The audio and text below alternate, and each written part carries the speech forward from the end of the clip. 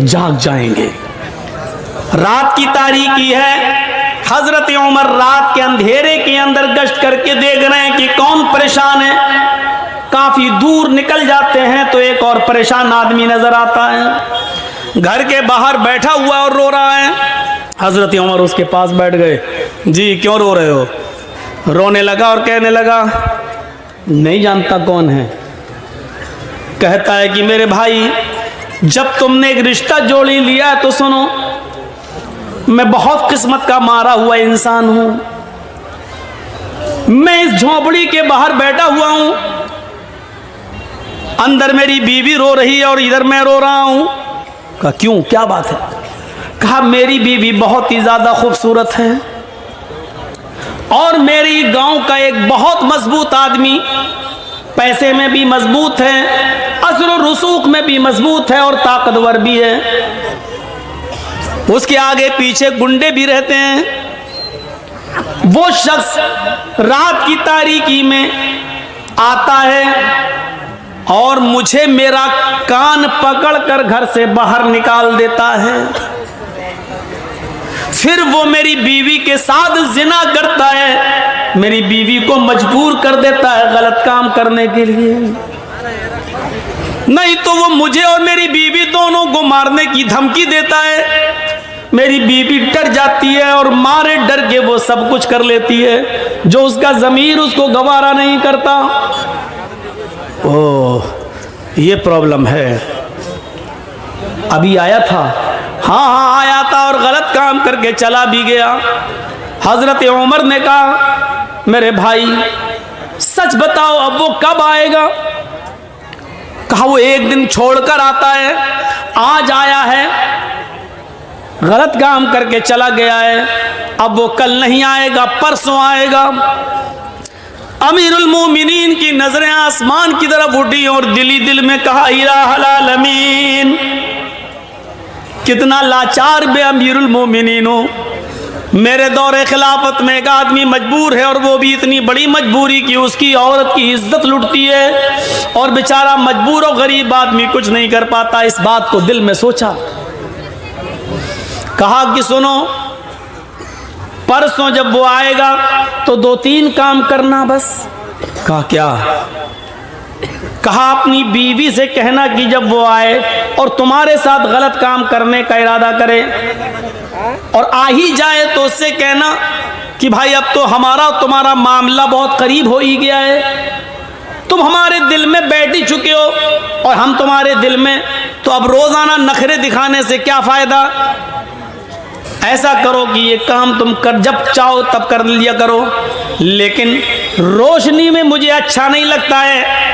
रोशनी में मुझे मेरे पति की, मेरे शौहर की याद आती है, इसलिए चिराग बुझाकर ये गलत काम करो और मैं खुलकर तुम्हारा सपोर्ट करूंगी।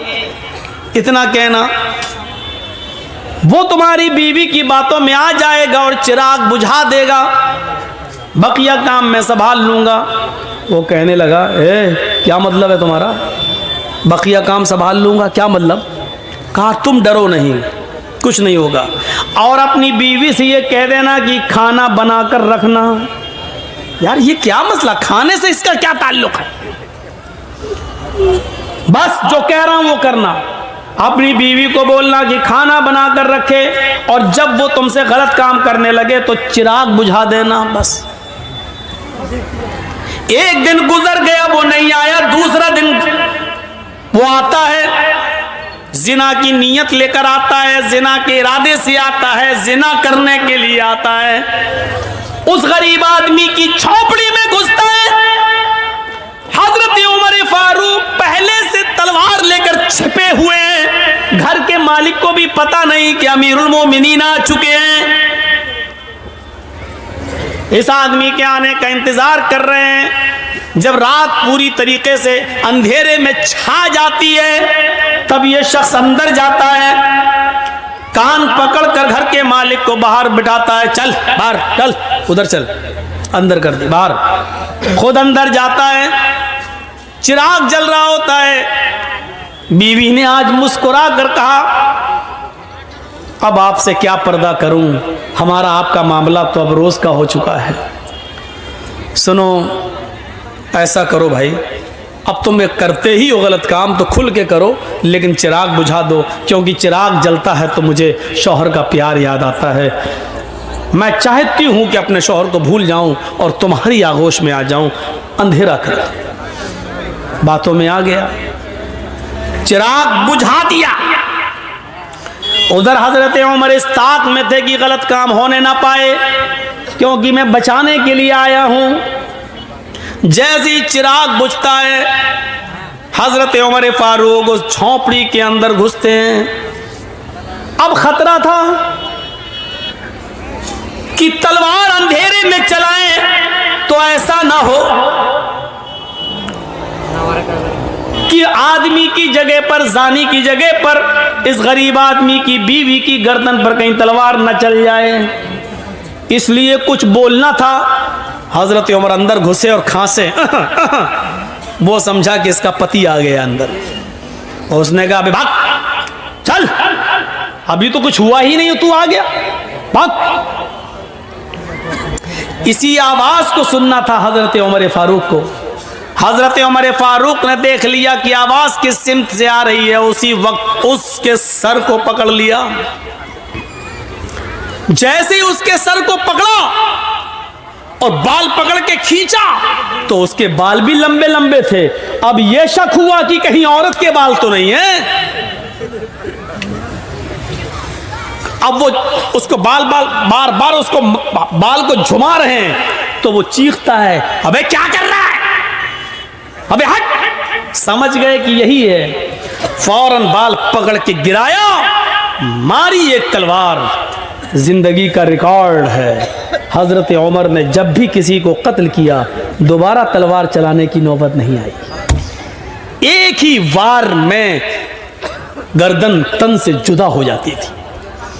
अंधेरे में भी तलवार मारी तो गर्दन अलग पड़ी हुई है, तन अलग है, तड़पने लगा। कहा, मेरी बहन जल्दी से चिराग जलाओ। चिराग जलाया गया, शक्ल देखी तो कहा, अल्हम्दुलिल्लाहि रब्बिल आलमीन। इधर आओ मेरे भाई, अंदर क्या बाहर क्या खड़े हो, तुम्हारा काम हो गया है। हैं? मार दिया, कत्ल कर दिया क्या? अरे अगर यह अमीरुल मोमिनीन को, उमर को पता चल गया तो मुझे भी कत्ल कर दिया जाएगा। ये तुमने क्या किया? एक और मुसीबत तुमने हमारे लिए खड़ी कर दी। हजरत उमर ने मुस्कुराते हुए कहा, पहले खाना लगाओ। लाश रखी हुई है, गर्दन कटी पड़ी हुई है, खून वहीं पर ताज़ा ताज़ा पड़ा हुआ है, और हजरत उमर वहीं बैठकर खाना खा रहे हैं लाश के पास। वो यहूदी बार बार देख रहा है कि ये कौन सी दुनिया का आदमी है, लाश के पास तो खाने की हिम्मत नहीं पड़ती और ये खा रहा है। और ये मुसलमान भी है, मुसलमान तो किसी के मरने के बाद इन्ना अल्लाह पढ़ते ही अल्हम्दुलिल्लाह पढ़ रहा है। और कत्ल ही करना था तो चिराग क्यों बुझवाया इसने? चिराग जलता तो अच्छी तरीके से पहचान सकता था और मारने में आसानी रहती, लेकिन इसने चिराग बुझाने के लिए क्यों कहा? हजरत उमर फारूक जब वहां से जाने लगे तो उसने पैर पकड़ लिए। कहता है, मेरे ऊपर मुसीबत खड़ी करके कहाँ जा रहे हो? उमर के किसी आदमी को पता चल गया तो मुझे भी कत्ल कर दिया जाएगा। हजरत उमर ने कहा, पैर छोड़ो, क्यों डरते हो? क्या बात है? मैं ही उमर हूं। हाँ, मैं ही उमर हूं। मैं सिर्फ मुसलमानों का अमीर नहीं हूं, गैर मुस्लिमों की परेशानियों को दूर करना भी हमारी जिम्मेदारी है। हमारे हुदूद में आते हो तुम। हमारे भी आदमी आएंगे, इस डेड बॉडी को उठा के ले जाएंगे, आपको घबराने की जरूरत नहीं है। अब उसकी जान में जान आई। हजरत उमर जाने लगे तो कहा कि जाऊं?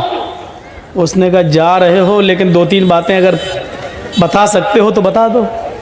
कहा, क्या? कहा, अमीरुल मोमिनीन, चिराग की रोशनी अगर जल रही होती तो आपको इस आदमी को मारने में आसानी थी, लेकिन आपने ये क्यों कहा था? अपनी बीवी से कह देना कि चिराग